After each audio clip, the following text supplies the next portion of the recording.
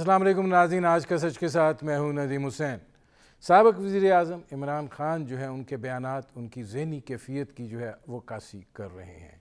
इक़्तिदार से जाने के बाद वो झुंझलाहट का शिकार हैं, गुस्से का शिकार हैं और ज़ाहिर है वो ये समझते हैं कि उनको जिस सीढ़ी के ऊपर चढ़कर इक़्तिदार तक पहुँचे थे वो सीढ़ी खींच ली गई है और अब वो बार बार इस चीज़ का तकाज़ा कर रहे हैं कि उनको उसी नौइयत की सहूलतकारी जो है वो दोबारा दस्तयाब हो और उसके नतीजे में अब वो बड़े-सारे इक़्तिदार आना चाहते हैं और 2/3 अक्सरियत लेकर बड़े-सारे इक़्तिदार आना चाह रहे हैं। लेकिन ज़ाहिर है कि उस हवाले से उनको उस तरह का रिस्पांस जो है वो नहीं मिल रहा जो उनकी झुंझलाहट के अंदर इजाफ़ा करता चला जा रहा है और उसके नतीजे में उनको अपने ज़ुबान और बयां पर या तो कंट्रोल नहीं है और या फिर ये है कि वो बाकायदा एक हिकमत अमली के तहत इस तरह के बयानात दे रहे हैं कि जिसके नतीजे में मुल्क की सलामती जो है उसको भी सवालिया निशान बना रहे हैं, इदारे जो हैं उनको भी चैलेंज कर रहे हैं और उसके साथ साथ ऐसा तरीक़ाकार अपना रहे हैं कि जैसे इदारे भी कमज़ोरी की तरफ जा रहे हैं। जब वो ये बात कहते हैं कि तारीख़ इस्टेब्लिशमेंट के इस किरदार को कभी माफ़ नहीं करेगी कि पाकिस्तान कमज़ोर हो जाए और आप कहें हम न्यूट्रल हैं, तो आपका मतलब और मकसद क्या है? जब आप सोवियत यूनियन की बात करें और कहें कि सोवियत यूनियन टूट गया, हालांकि बड़ी मजबूत फ़ौज थी, लेकिन चूँकि मईशत जो है वो कमज़ोर हो गई। ये कमज़ोर मईशत जो है ये आप ही का दिया हुआ अतिया है और ज़ाहिर है ये आगे की तरफ मामला बढ़ रहा है। लेकिन मुल्क की सलामती के हवाले से आप जो कुछ कह रहे हैं वो नाकाबिले कबूल है। पाकिस्तान जो है वो कायम रहने के लिए बना है और कायम रहेगा। पाकिस्तान के बानी हज़रत कायद आज़म ने भी ये बात कही थी कि दुनिया के ऊपर कोई ऐसी चीज़ नहीं है जो पाकिस्तान का नाम जो है उसको मिटा सके और ज़ाहिर है कि तारीख़ी हवालों को भी मद्देनज़र रखा जाना चाहिए। माजी में यकीनन बहुत सी गलतियाँ हुई हैं और हमने कफ़ारे भी अदा किए हैं, लेकिन ज़ाहिर है कि किसी एक की अना और ज़िद की खातिर ये देखना कि पाकिस्तान ही उसके नतीजे में खुदा न खास्ता उसकी सलामती को ख़तरा है, ये तस्लीम नहीं किया जाएगा। बुनियादी तौर पर आगे इलेक्शन की भी सूरत हाल है। ऐसे हालात में जबकि पाकिस्तान तहरीक इंसाफ इलेक्शन कमिश्नर को जानिबदार, इलेक्शन कमीशन को लोटाक्रेसी के नतीजे में वजूद में आया हुआ करार दे, 2 मेंबरान के तकर्रुर को भी सवालिया निशान बना दे, तो क्या आप वो आगे इंतखाबी अमल जो शुरू होगा उसको वो तस्लीम करेंगे? उसमें वो ये नहीं सोचेंगे कि ख़राबी है और वो इलेक्शन कमीशन यही है और इसी ने इलेक्शन जो है वो करवाना है। ये वो सूरत हाल है जिस पर करेंगे बात। आपका अपने मेहमानों से तारुफ़ करवाते हैं। हमारे साथ मौजूद हैं वसीम सज्जाद साहब, मुमताज़ माहिर कानून हैं और साबिक़ चेयरमैन सेनेट रहे। हमारे साथ मौजूद हैं सरवर बारी साहब, साबिक़ सरबराह रहे फाफिन के। वसीम सज्जाद साहब, पाकिस्तान की सियासत का बड़ा तवील अरसे तक अमली तौर पर भी हिस्सा रहे हैं। जिस नौइयत की ज़ुबान इमरान ख़ान साहब इस्तेमाल कर रहे हैं, क्या माजी में उसकी कोई मिसाल मिलती है और क्या आइनी और कानूनी तौर पर यह काबिल गिरफ्त नहीं है? जी, इमरान ख़ान साहब एक बहुत बड़ी पार्टी के सरबराह हैं पाकिस्तान में और वफाक की हुकूमत उनके पास रही है, पंजाब की रही है, KP की अब भी उनके पास है, आज़ाद कश्मीर की हुकूमत उनके पास है, गिलगित बल्तिस्तान की उनके पास है। उसके अलावा उनका बैनुल-अक़वामी सतह पे भी एक इमेज है।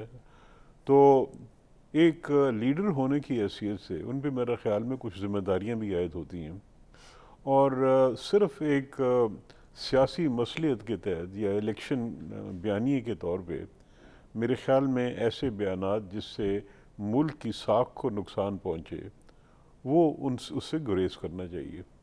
अब जब भी इनकी तरफ से कोई बयान आएगा तो जो पाकिस्तान की दुश्मन क़ुव्वतें हैं और ख़ासकर रॉ और इंडिया उसको वो पूरी एक्सप्लॉइट करते हैं, मीडिया पे आते हैं, अखबारात में उस पर बात होती है। नहीं, वो सारा उछाल रहे हैं, वो तो उधर वो तो एक हैं और जो वो तबसरे कर रहे हैं वो तो बहुत ही अफसोसनाक। जी हाँ, तो उसका यही उनका मकसद ये होता है कि पाकिस्तान के एक लीडर का और ख़ासकर इमरान ख़ान سیاست کے علاوہ بھی ان کا ایک کرکٹ کے حوالے سے ایک امیج ہے، تو جب ان کے حوالے سے وہ بات کریں گے تو یقیناً وہ اس بات کو زیادہ مضبوطی سے وہ پیش کر سکتے ہیں، تو وہ اچھال رہے ہیں اس کو، اور اس سے یہ ہوگا کہ جو حالات ہیں پاکستان کے معیشت کے یا دوسرے، وہ مزید خراب ہونے کا میں نے آپ خطرہ سے ہے۔ سوال یہ کیا تھا کہ اس ماضی میں اس طرح کی اس سے بہت کم درجے کی گفتگو بھی ہوئی ہے تو اس کے نتائج نکلے ہیں،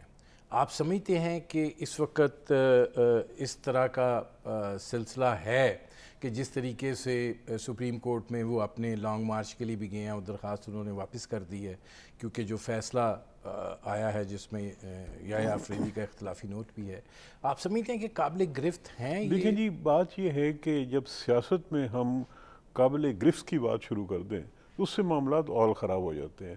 میرا خیال ہے ضرورت اس بات کی ہے کہ عوام کے اندر دوسری پارٹیوں کو بھی ایک اویئرنس کریٹ کریں کہ جی یہ اس قسم کے بیانات صحیح نہیں ہیں، پاکستان کے لیے نقصان ہے، اور پھر الیکشن میں اس کو فیصلہ ہونے دیں کہ عوام کس کے لیے ووٹ کرتے ہیں۔ اگر یہ کوشش کی گئی کہ ہم ذرائع استعمال کر کے یا طاقت کا استعمال کر کے کسی کو روکیں گے تو میرا خیال ہے وہ پھر مزید پاپولیرٹی بڑھتی ہے، اور ہماری یہ تاریخ ہے وہ یہ بتاتی ہے کہ اس قسم کا اگر رویہ اختیار کیا جائے تو اس کا وہ حل نہیں ہوتا، اس سے مزید معاملات بگڑتے ہیں، تو اس سے گریز کرنا چاہیے۔ اس کو بیانیے کو عوام کے سامنے جس طرح آپ پیش کر رہے ہیں، جب آئے گا، عوام ہماری کوئی اتنی کم عقل نہیں ہے کہ وہ سمجھے نہیں کہ کیا چیز پاکستان کے مفاد ہے، کون پاکستان کے خلاف بات کر رہا ہے، تو جب وہ ساری چیز ان کے سامنے آئے گی مجھے یقین ہے کہ وہ فیصلہ صحیح کریں گے۔ اچھا، اب اس میں سرور باری صاحب یہ فرمائیے گا کہ باقی معاملات کی طرف تو آگے آتے ہیں، جس نوعیت کی پاکستان میں اس وقت سیاسی تقسیم ہے اور جس قدر نفرت انگیز ماحول پیدا کر دیا گیا ہے کہ یعنی سیاسی اختلاف کی لائن کراس ہو چکی ہوئی ہے، اب اختلاف نامی کوئی چیز باقی نہیں بچی ہے، اب یہ ایک ایسی بنیاد استوار کر دی گئی ہے جہاں پہ صرف ایک شخص ٹھیک ہے، باقی سب خراب ہیں۔ ایسی صورتحال میں آپ سمجھتے ہیں کہ فوری انتخابات جو ہیں وہ ہو سکتے ہیں، ان کا انعقاد ممکن ہے، پھر اس کے جو بھی نتائج آئیں وہ نتائج جو ہیں وہ تسلیم کیے جائیں گے اور کوئی بہتری کی صورتحال ہو سکتی ہے؟ دیکھیے، پہلی بات تو یہ ہے کہ اگر آج انتخابات کا شیڈیول اناؤنس ہو جاتا ہے تو یقیناً تمام سیاسی جماعتیں جو ہیں وہ انتخابات کی مہم جو ہے وہ شروع کریں گی۔ تو یہ جو اس وقت جس نوعیت کی آپ نے جو انٹرو دیا ہے، اس طرح کی صورتحال سے ہم باہر نکل آئیں گے اور الیکشن کے پروگرام، لوگوں تک جانا، جلسے جلوس، الیکشن کی کنوینسنگ، یہ سب چیزیں ہوں گی، اور یقیناً جو ہے پاکستان کی تاریخ ہمارے سامنے ہے کہ آج تک جو ہے پاکستان میں انتخابات کے نتائج کو جو ہے ہارنے والی جماعتوں نے تسلیم نہیں کیا، تو یہ کوئی نئی بات ہرگز نہیں ہوگی۔ تو اس لیے میں سمجھتا ہوں کہ اس وقت کی جو ٹینشن ہے، اس وقت جو آپ نے انٹرو دیا ہے، اگر ہم اس کی طرف جائیں تو میرا نہیں خیال کہ صورتحال اتنی خراب ہے، اور نہ ہی کوئی عمران خان صاحب پہلے رہنما ہیں جنہوں نے اس طرح کی بات کی ہے۔ ہمارے سامنے ہے کہ بھٹو صاحب نے جب وہ کوٹڑی میں بند تھے، انہوں نے ایک کتاب لکھی تھی، اگر مجھے پھانسی دی گئی، if I were assassinated، اس میں بھی انہوں نے کہا تھا کہ یہاں جو ہے بہت دہائیوں تک جو ہے وہ انریسٹ رہے گی، حالات خراب رہیں گے، ملک ٹوٹنے کا خطرہ ہے۔ دوسری بات یہ جو ہے، آپ کہہ رہے تھے کہ ملک کی سالمیت ہے، ہم بڑے ریزیلینٹ لوگ ہیں، یہ ملک ہے جو ایک دفعہ ٹوٹ چکا ہے، اور اسی طرح کی جو کشمکش تھی اس کی وجہ سے یہ ملک ٹوٹا تھا۔ بلوچستان میں آج بھی انسرجنسی ہے، ہمارے بارڈرز پر ٹی ٹی پی کے ساتھ آج بھی ہم مذاکرات کر کے چیزیں بہتر کرنا چاہ رہے ہیں۔ تو میں سمجھتا ہوں اور ایک اکنامک میلٹ ڈاؤن جو ہے نہیں، وہ دیکھیں اس میں سرور باری صاحب وہ صورتحال ذرا مختلف تھی، اب کی صورتحال جو ہے وہ ذرا مختلف ہے، نہ تو یہ 1971 کا پاکستان ہے اور نہ ہی कोई भी जगह जो है वो इतनी दूर है और बीच में दुश्मन मुल्क आता है और हम कोई रुकावट है, हालात मुख्तलिफ हैं। लेकिन वसीम सजाद साहब ये फरमाइएगा कि ये जो अब बात इससे आगे बढ़ रही है और वो है लॉन्ग मार्च की। आज भी इमरान साहब ने कहा है कि 4 जून को वो दीर में उनका जलसा है, उसमें अगले लाया अमल का ऐलान करेंगे। इस दफ़ा भी आए, उसके ऊपर सुप्रीम कोर्ट ने ही रास्ते खुलवाए थे, उसके ऊपर जो फैसला आया है, आप क्या समझते हैं कि उस फैसले पे ज़ाहिर है कि सारी उन्होंने ISI से भी सबसे रिपोर्ट्स वगैरह तलब की हैं, इस्लामाबाद में आने दिया जाना चाहिए, फिर जो मर्जी हो देखा जाएगा? बात यह है जी कि ये इंतज़ामिया की ज़िम्मेदारी होती है, क्योंकि जब आप हज़ारों या लाखों लोग को लेके आते हैं तो किसी का कंट्रोल नहीं होता, वो जो क्राउड होता है उस पर कंट्रोल नहीं होता, तो वो आग भी लगा सकते हैं, वो हथियार भी इस्तेमाल कर सकते हैं। लिहाजा ये कहना कि उनको कोई किसी किस्म की रोक ना हो, मेरे ख़्याल में ये किसी अदालत के लिए इस किस्म का हुक्म करना शायद मुमकिन ना हो। तो इंतज़ामिया को बिल्कुल तैयार होना पड़ेगा। और दूसरा ये है कि जब सुप्रीम कोर्ट ने ये कहा कि जी आपको हक़ है कि आप वो H9 या जो भी था वहाँ पे आप जलसा कर सकते हैं, तो फिर उनको चाहिए था कि सीधे H9 जाते, जलसा करते और फिर उनको जलसा ख़त्म कर देते। ये है उनको हक़ जो सुप्रीम कोर्ट ने दिया। लेकिन सुप्रीम कोर्ट ने उस पर स्वाय एक जज या अफरीदी साहब ने इख्तलाफी नोट लिखा है, बाकी तो उन्होंने जी मेरे ख्याल में उन्होंने काफ़ी जिसको कहते हैं रिस्ट्रेंट सुप्रीम कोर्ट ने शो की है। लेकिन जो उसके बाद हालात हुए हैं और जिस तरह के वाक़यात हुए हैं इस्लामाबाद के अंदर, मेरे ख्याल में आइंदा जब उनके पास कोई जाएगा तो वो काफ़ी सोच विचार के बाद वो जो भी ऑर्डर करेंगे।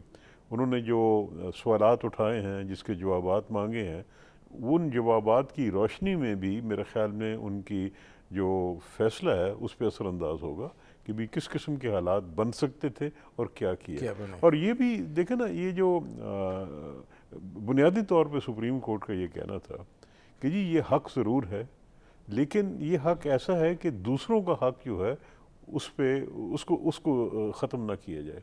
अब जब हज़ारों लोग सड़कों पे आ जाते हैं तो सारों के रास्ते बंद हो जाते हैं। जब ये जुलूस निकलने शुरू हुए थे तो मोटरवे बंद हो गई थी, अटक पे ट्रैफिक बंद हो गई थी, लोग अपने अपने घरों में मुक़य्यद हो गए थे। तो ये भी तो हक़ होता है ना आवाम का। तो लिहाजा ये जलसे करना तो ठीक है, आप एक मखसूस जगह पे जलसा कर लें, लेकिन 20 घंटे सड़कों पे चलना, मेरे ख्याल में इसकी इजाज़त शायद कोई कोर्ट ना दे सके। नाज़रीन, हमारी गुफ्तगू जारी है, एक मुख्तसर से कमर्शियल ब्रेक का वक्त हुआ है, मिलते हैं इस वक्फे के बाद।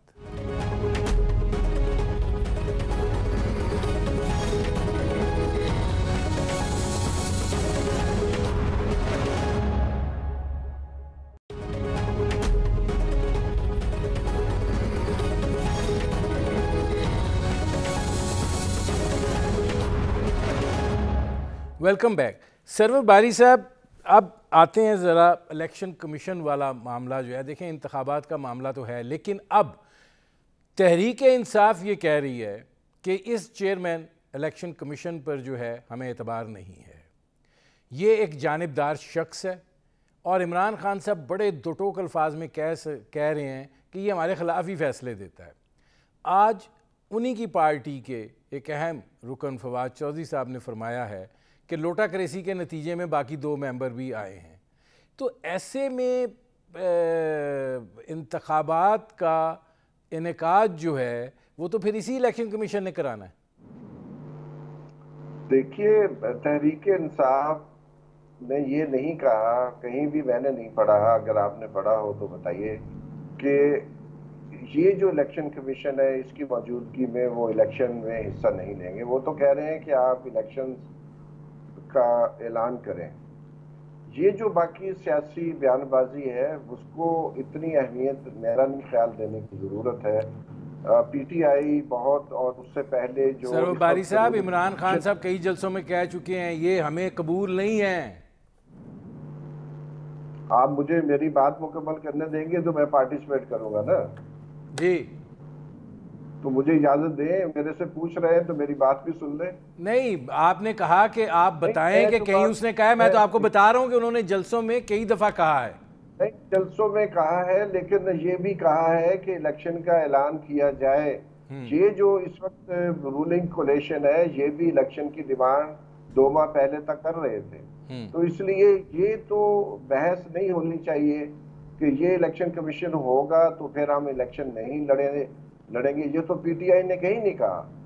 تو بہتر ہوتا, آپ پی ٹی آئی کے کسی شخص کو بلاتے تو وہ زیادہ بہتر کہہ سکتا تھا. میں ان کا سپورٹس پرسن نہیں ہوں, لیکن میری نظر سے کوئی ایسی ان کی سٹیٹمنٹ نہیں آئی کہ اس الیکشن کمیشن کی موجودگی میں پی ٹی آئی انتخابات میں حصہ نہیں لے گی. وہ تو بار بار کہہ رہے ہیں کہ آپ انتخابات کا اعلان کریں, نہیں تو ہم دھرنے دیں گے, جلوس نکالیں گے, جلسے نکالیں گے.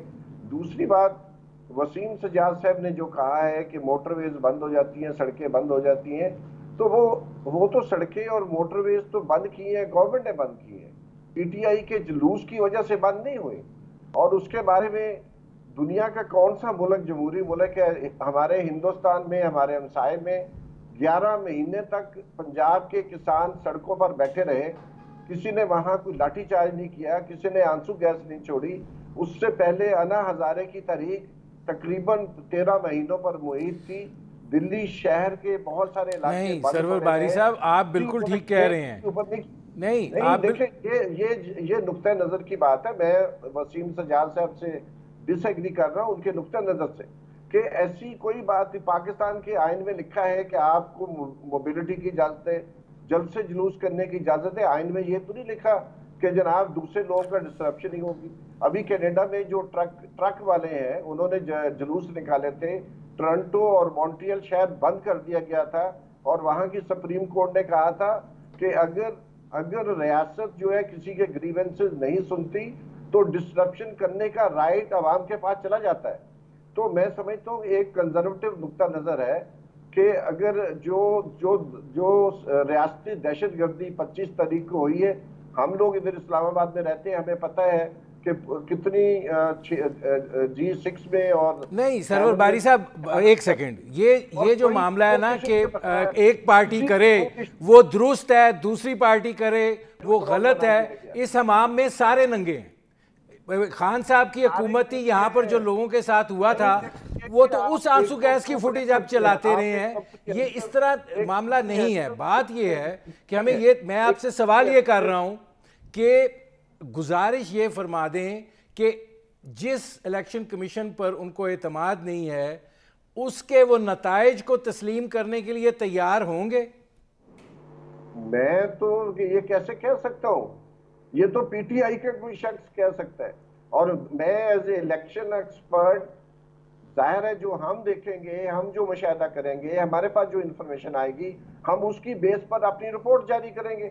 وہ 2000 ہم نے 13 میں بھی نکالی, 2018 میں بھی نکالی, 2008 میں بھی نکالی, ہم نے 2002 میں بھی نکالی تھی.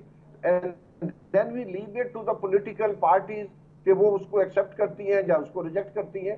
ہمارا کام یہ نہیں ہے. ہمارا کام تو سمپلی وہی ہے کہ بلڈ ٹیسٹ آپ نے کرایا ہے, اس میں کوئی پرابلم ہے تو ہم نے ہائی لائٹ کر دی ہے, اگر اس میں پرابلم نہیں ہے تو ہم ہائی لائٹ نہیں کریں گے. ٹھیک ہے. اسی الیکشن کمیشن نے خیبر پختونخوا کے لوکل گورنمنٹ الیکشن کیے, پی ٹی آئی نے ان کو ایکسپٹ کیا ہے.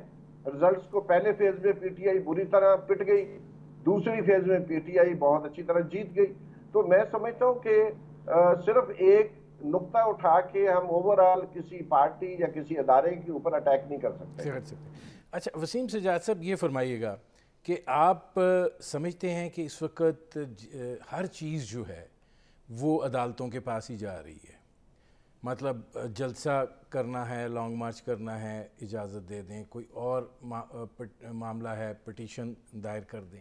آپ کو ایک انتظامی بحران نظر آ رہا ہے یا آئینی بحران نظر آ رہا ہے؟ یہ بات یہ ہے جی کہ کچھ معاملات ایسے عدالت میں گئے ہیں جہاں پہ آپ کہہ سکتے ہیں کہ جی آئینی مشکلات کوئی سامنے آئیں اور اس کی وجہ سے ایک آئینی بحران کی شکل بھی سامنے آئی.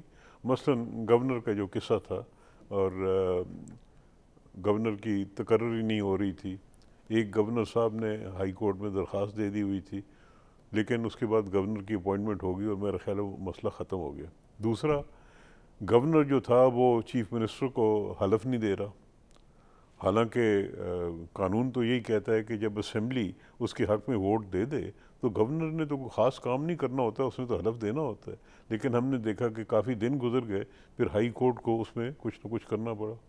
اسی طرح جب ڈپٹی اسپیکر نے وہ جو عدم اعتماد کی تحریک ہے اس کو ختم کر دیا، حالانکہ کوئی ان کو اختیار نہیں تھا، تو لوگوں کو سپریم کورٹ میں جانا پڑا. تو کچھ تو ایسے معاملے ہیں. دوسرا یہ ہے کہ ہر معاملے میں ہائی کورٹ میں یا سپریم کورٹ میں جانا، مثلا جلوسوں کے معاملے میں، تو میرے خیال میں ایک وقت آئے گا کہ عدالتیں کوئی نہ کوئی حد مقرر کریں گی. ان کے لیے بھی ممکن نہیں ہے کہ ہر معاملے میں وہ انٹرفیئر کریں، کیونکہ انتظامی مسائل، انتظامی مشکلات اپنی جگہ پہ ہوتے ہیں. عدالت وہاں پہ تو موجود نہیں ہوتی کہ موقع پہ کیا ہو جائے. مثلا انہوں نے بڑی نیک نیت سے اجازت دی تھی کہ جی جلوس آپ نکال سکتے ہیں، لیکن اسلام آباد کا جو حال ہوا وہ سب نے دیکھا کہ وہاں آگ بھی لگی، نقصان بھی پہنچا، وہ میٹرو اسٹیشن کے جو اسٹیشن تھے ان کو بھی توڑا گیا، بہت ساری پولیس کی جو گاڑیاں تھیں ان آپ کو کیا آگ لگی. سمجھتے ہیں کہ پارلیمانی رویہ جو ہے وہ نہیں ہے؟ عمران خان صاحب پارلیمنٹ میں نہ ہو کے زیادہ نقصان اٹھائیں گے، یا یہ کہ پارلیمنٹ سے باہر رہ کے ان کو فائدہ ہے؟ دیکھیں جی، جو ان کی طبیعت ہے اور جو ہم نے دیکھا ہے، وہ پارلیمنٹ کے باہر رہ کے کافی مضبوط اپوزیشن کرتے ہیں. وہ دھرنا انہوں نے دیا تھا کافی لمبا، اور ابھی بھی یہی لگتا ہے کہ اگر وہ جیتیں گے نہیں تو کوئی نہ کوئی وجہ بنا کے کہ بھی الیکشن غلط ہوا ہے، الیکشن کمیشن ٹھیک نہیں ہے، یا انٹرم گورنمنٹ کو ہمیں تسلیم نہیں کرتے، کوئی نہ کوئی بات بنا کے وہ اس کو تسلیم نہیں کریں گے. یہ ان کا ایک طریقہ کار ہے. دوسرا یہ ہے کہ میرے خیال میں وہ پارلیمنٹ سے ہٹ کے یا نکل کے وہ اپنی پارٹی کا نقصان کر رہے ہیں. یہ میرا اپنا ذاتی تجزیہ ہے، کیونکہ آپ نے دیکھا کہ اس وقت پارلیمنٹ کی جو کچھ قانون سازی ہے جو ریفارمز کے سلسلے میں کر رہے ہیں، اگر تحریک انصاف پارلیمنٹ کے اندر ہوتی، اس کی آواز سنی جاتی، اگر اور کچھ نہیں تو کم از کم ریکارڈ پہ آتی، دنیا دیکھتی. پھر اب آگے مرحلہ آئے گا، یہ الیکشن کمیشن کی تقرری کا آپ نے ذکر کیا، اس میں ان کا انپٹ ہوتا. پھر آگے مرحلہ آئے گا انٹرم گورنمنٹ کا، کہ بھی گورنمنٹ جو بنانی ہے وہ اپوزیشن سے کنسلٹ کر کے بنانی ہوتی ہے. اب چونکہ وہ نہیں ہے، لہذا گورنمنٹ جو بنے گی وہ ان کی کنسلٹیشن کے بغیر بنے گی. وہ سمجھتے ہیں باہر سے دباؤ ڈال کے شاید وہ کرنے. مجھے بریک لینا پڑ رہا ہے، اس پر بھی آتے ہیں.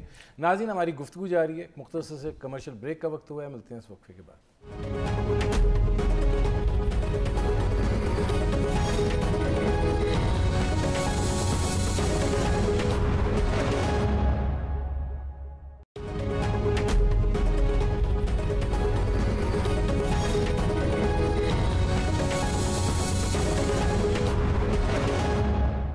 Welcome back. اچھا، اس میں سرور بھائی صاحب یہ فرمائیے گا کہ ابھی بھی لوگوں کو بہت شکایات آ رہی ہیں کہ ووٹنگ لسٹ میں نام دیکھ رہے ہیں اپنا، تو ان کے جو ایریاز ہیں وہ تبدیل ہو گئے ہوئے ہیں. پھر اب یہ جو نئی حلقہ بندیاں ہو رہی ہیں اور ہوئی ہیں، سیٹیں جو کم ہوئی ہیں، یہ کتنا کنفیوژن کریٹ کرے گی یہ صورتحال؟ یہ آپ سمجھتے ہیں کہ نہیں، کوئی اثر زیادہ نہیں ہوگا؟ دیکھیے، جہاں تک تو معاملہ ہے، جو آپ کا جو انتخابی فہرست میں نام کا ہونا، وہ کہاں پر ہے؟ بہت ساری ٹویٹس آ رہی ہیں جن میں لوگوں نے شکایت کی ہے کہ ان کا نام جو ہے وہ کسی اور ہی علاقے میں چلا گیا ہے، کسی اور بلاک میں، کسی اور پولنگ ایریا میں بھیج دیا گیا ہے ان کی مرضی کے بغیر. اس کی ریمیڈی تو ظاہر ہے موجود ہے. جو بھی لوگ ہیں جو سمجھتے ہیں ایسا ہوا ہے، وہ ایک لیٹر بھیج سکتے ہیں، ایک فارم فل کریں اور اس کی 8 کاپیاں کریں اور بھیج دیں. اسی طرح ڈیلیمیٹیشن کا معاملہ ہے تو اس کے لیے بھی ایک ریڈریسل کا سسٹم اس کے اندر موجود ہے. لیکن اس کی وجہ سے، جیسے آپ نے فرمایا، کہ ایک کنفیوژن بہت بڑی ہو گئی ہے، اور جو لوگ زیادہ تر کمپلینٹ کر رہے ہیں وہ یوتھ ہیں یا عورتیں ہیں. تو ہو سکتا ہے جیسے امریکہ میں جو ووٹرز ہیں ان کی جب ووٹنگ ہے اس کو سپریس کیا جاتا ہے، اور اس کی خاص طور پر بلیک اور ورکنگ کلاس کے جو ایریاز ہیں وہاں پر یہ کافی مشکل ہوتا ہے ووٹ رجسٹر کروانا. تو میں سمجھتا ہوں یہ ایک قسم کی جیری مینڈرنگ ہے، پری پول ریگنگ ہے. اگر یہ ہوا ہے اور یہ بڑے اسکیل پر ہوا ہے تو اس کا تو باقاعدہ آڈٹ کیا جانا چاہیے. لیکن یہ کہ اس کی وجہ سے الیکشن کمیشن جو کہ پہلے ہی کنٹروورشل ہوا ہے، اس کی کارکردگی مزید کنٹروورشل ہو جائے گی، جو کہ آنے والے الیکشن کے لیے صحیح بات نہیں ہے۔ لیکن اس کا ریڈرسل ہے، اس کا ضروری ہے آڈٹ ہو، اور چاہے وہ رینڈم سیمپلنگ کے ذریعے کچھ آڈٹ ہو جائے، اس کی بنیاد پر ہم کوئی نتیجہ نکال سکتے ہیں یہ ہوا ہے۔ اسی طرح فاٹا کی ظاہر ہے اس سے پہلے 12 تھی، اب ہو گئی ہیں، تو فاٹا سے جو ہمارے ایم این اے ہیں محسن داوڑ صاحب، انہوں نے بھی ٹویٹ کی ہے، اپنے غصے کا اظہار کیا ہے۔ لیکن یہ تو پہلے ہی جو امینڈمنٹ آئی ہیں اس میں نشستیں جو ہیں وہ 272 سے کم ہو کر 266 ہو چکی تھی، یہ تو پہلے ہی فیصلہ ہو چکا تھا اور اس کے لیے امینڈمنٹ بھی موجود ہے۔ نہیں آپ یہ نہیں سمجھتے بہتر ہوتا کہ نئی مردم شماری ہوتی، چاہے تھوڑے سے الیکشن آگے چلے جائیں، لیکن اس کے بعد حلقہ بندیاں ہوتی ہیں اور پھر آگے جاتا کہ نہیں ٹھیک ہے جو پرانی مردم شماری ہے اسی کی بیسس پہ کروا دو؟ دیکھیں مردم شماری تو 2017 میں ہو گئی ہے، 1998 میں مردم شماری ہوئی تھی، اس کی بیس پر تقریباً 4 الیکشن ہو چکے تھے، تو اس لیے یہ تو نہیں ہوتا کہ ہر الیکشن سے پہلے مردم شماری ہوگی، دیٹ از ناٹ نیسیسری۔ ضروری بات یہ ہے کہ 2017 والا جو سینسس ہے اس کو آئین میں ایک چھوٹی سی امینڈمنٹ کر کے جو ہے انہی نتائج کو وہ پرویژنل رزلٹس کے اوپر جو 2018 کے الیکشن ہوئے تھے، نہیں یہ تو عمران خان صاحب کی اپنی خواہش تھی نا جی کہ جو مردم شماری ہے وہ کروائی جائے، پھر حلقہ بندیاں اور پھر انتخابات ہوں۔ نہیں بالکل میں سمجھتا ہوں وہ ایسی ڈیمانڈ تھی جو کہ غالباً زیادہ ڈیمانڈ وہ ایم کیو ایم کی طرف سے آ رہی تھی کہ کراچی میں سینسس صحیح نہیں ہوا، حیدرآباد میں صحیح نہیں ہوا، لیکن باقی پاکستان میں گو کہ میری بھی کچھ تحفظات تھے 2017 کے سینسس کے بارے میں، لیکن بالکل نئے سرے سے نیا سینسس کرنے کا کوئی میں نہیں سمجھتا کوئی وجہ ہے۔ ٹھیک ہے میں آتا ہوں سرور باری صاحب۔ اچھا وسیم سجاد صاحب یہ فرمائیے گا کہ آپ کو کیا لگتا ہے جو سیاسی صورتحال ہے اس کے نتیجے میں آپ کو لگتا ہے کہ نہیں ابھی ایک قانونی لڑائیاں ہی لڑی جائیں گی، الیکشن اتنی جلدی نہیں ہونے والے؟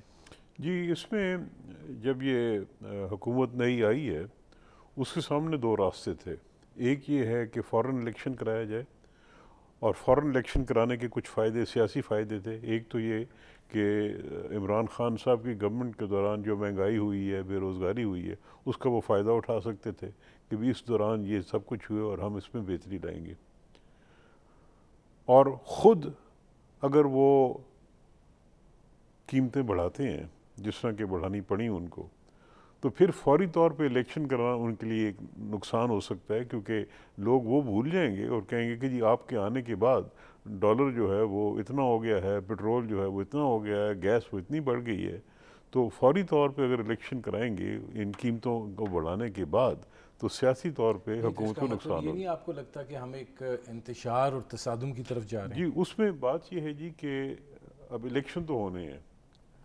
یہ ہو سکتا ہے کہ الیکشن اس سال ہی ہو جائیں، بجٹ کے بعد ہو جائیں، ہو سکتا ہے حکومت کی حکمت عملی یہ ہو کہ جی ہمیں مجبوراً یہ قیمتیں بڑھانی پڑ رہی ہیں لیکن الیکشن سے پہلے ہم کچھ ریلیف دے دیں گے، حالات ہمارے بہتر ہو جائیں گے۔ یہ ساری ان کے ذہن میں ہوگی، کیونکہ میرے پاس اس وقت عدد شمار نہیں ہے کہ وہ کیا کیا کر سکتے ہیں، لیکن ہماری میرے خیال میں ضرورت ہے کہ الیکشن ہو جائے اور ایک مضبوط اور مستحکم حکومت آ جائے۔